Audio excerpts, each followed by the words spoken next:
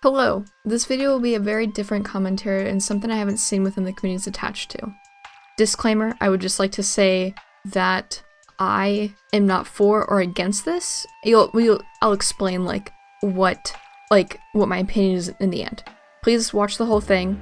Based on the thumbnail especially, I discovered that people didn't like the thumbnail because I posted it earlier before the video, and oops on my part. I didn't mean for it to come off like I was trying to cause drama or trying to be like a drama channel covering thing. No, I genuinely did the drawing as a joke, and I was like, you know what? I'll leave it in for the thumbnail. It wasn't that deep, but people took it super deep. You clicked on the video, so you kind of probably know what I'm talking about. The controversy I'm covering today is the relationship between Glory and Deathbringer from Wings of Fire. Wings of Fire is a book written by 2E.T. Sutherland about dragons and their society. As some of you may know, this ship is very controversial in the Wings of Fire community. If it isn't obvious, there are spoilers ahead for book 5 and above. Content warning, I will be touching on large age gap relationships and mentions of pedophilia.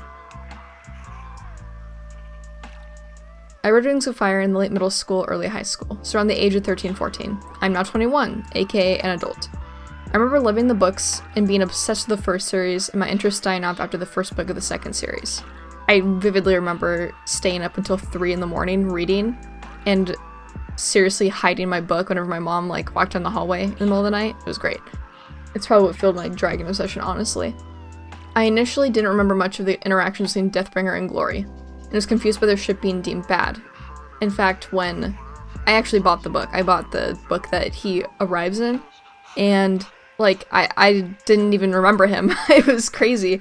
And so I started doing more research, and I did tons of research. went through so many Reddit posts, so many amino posts, so many posts everywhere to get information, because I didn't want to come from one spot and be like, oh, this is just this one person I talked to. I asked the question on Instagram, people came and talked to me about it, which I'll get into in a little bit later. I really dug around for this. It was a lot of research and reading everything and compiling it and just making sure I knew everything I could find out about it.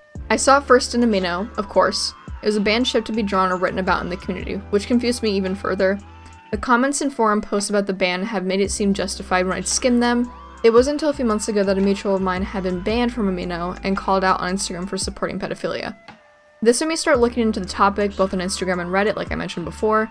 There weren't very many posts about the ship, but on the Wings of Fire wiki, it said they were in a canon relationship. That's when I decided to have a discussion about it, because that shook me to my core. I was like, a canon relationship? Not being allowed to be talked about? Or it's so controversial we can't, talk about it at all in our community? That's crazy.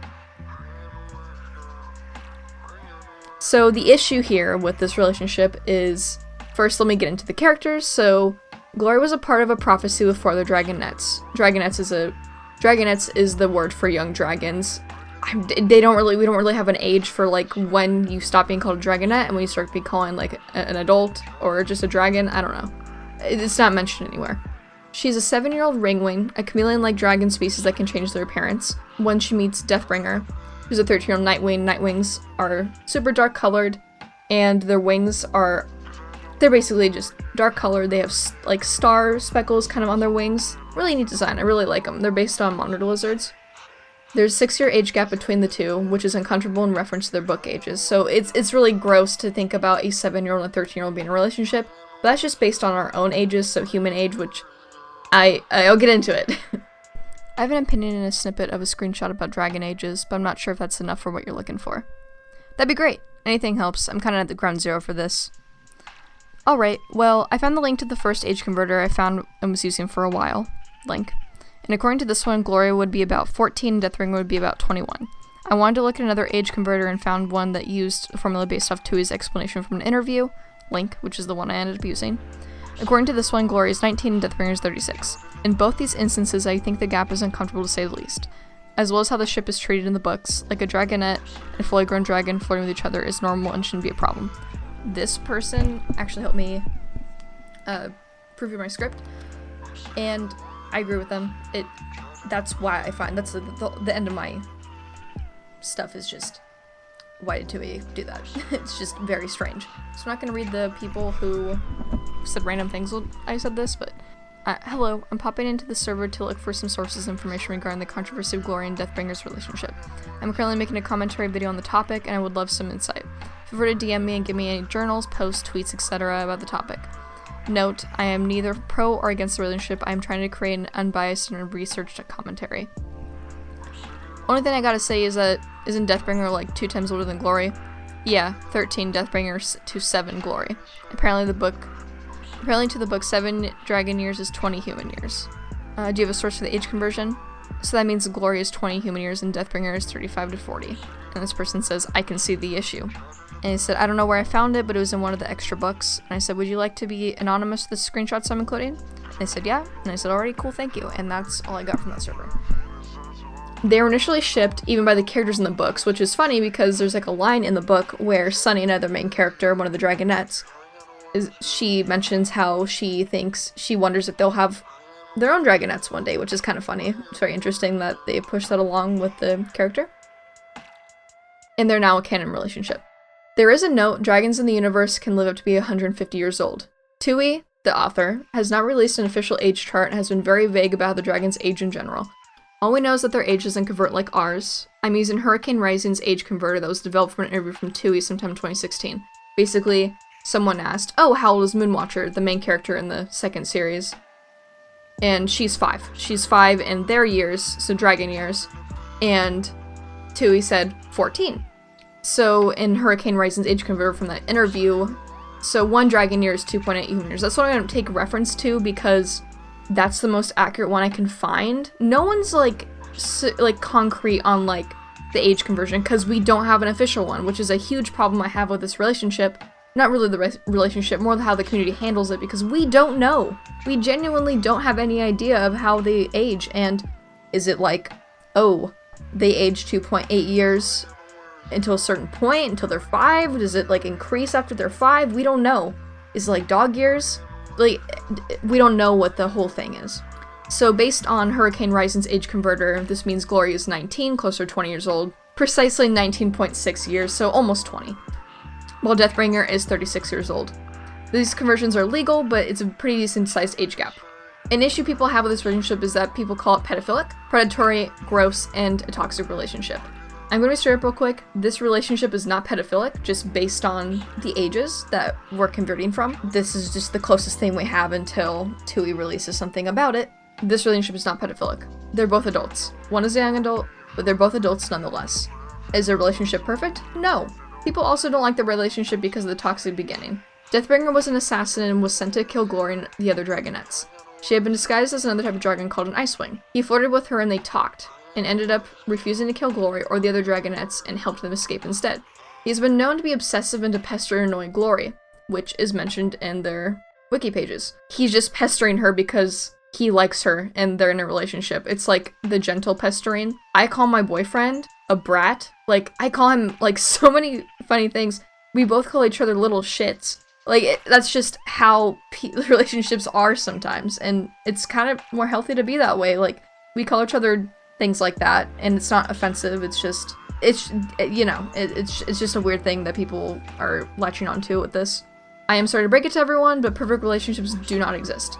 There will be conflicts and things that people will find annoying or frustrating with their partner. I, for one, have an amazing and loving relationship, but it's not perfect. There's no such thing. I've seen people say that he was hired to and was going to kill Glory, so they shouldn't be together.